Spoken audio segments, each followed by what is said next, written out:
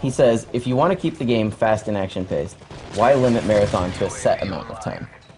It's a balancing thing. It's you know, we liked how it worked very much in extreme conditioning and how the maps are balanced out this time around. It worked fairly well for Modern Warfare 2, but we you know, it still keeps it fast-paced. It just doesn't, you know, make it the be-all running first.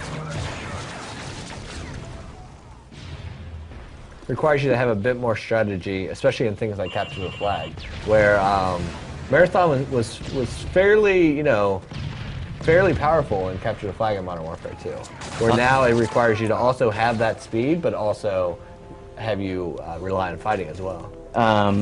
Elcon, you're going to get a copy of Modern Warfare 3 for the platform of your choice. We still have 6 copies to give away in the next 20 or so minutes. So the next guy, he has a fantastic name. His name is Soviet Jive Turkey. That's his name. Yeah. Soviet Jive Turkey. Don't get it.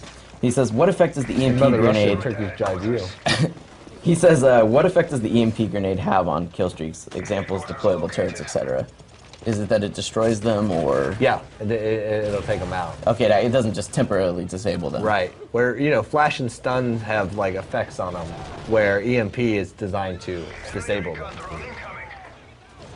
Remember, you can tweet your questions at the Twitter you see below with the hashtag MW3. We're taking questions about anything you've seen today. Single player, multiplayer, spec ops. Right now, we're towards the tail end of a match for, sorry, I'm spacing with the headquarters. Headquarters, right. So what's he using? XM25? Yeah. So see, now here, when he's aimed in, he has to mark a distance. So if he presses left on the left stick, it will mark the distance in which that grenade will be programmed to explode. So this one explodes in the air? Yes, based on the distance that he marks. Yeah, so if somebody's behind a something, right, it will maybe go a meter past and explode down. So it can basically render cover ineffective. Yes, absolutely. But you have to manually laze that distance in multiplayer. Something you don't have to do in the single player. It's the difference between taking the same weapon that was in single player and rebalancing it so it's not overpowered in multiplayer. Yeah, I imagine that's something that's a challenge, right? Are there many weapons that have been changed between multiplayer and single player? Because in single player, you maybe want the player to feel more empowered than you want them to. Well, they have to check them all.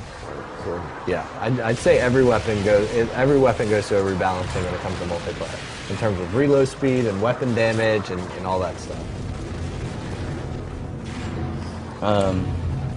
So another Twitter question from, his name is I Hate to Sniper, says, in what ways did you change sniping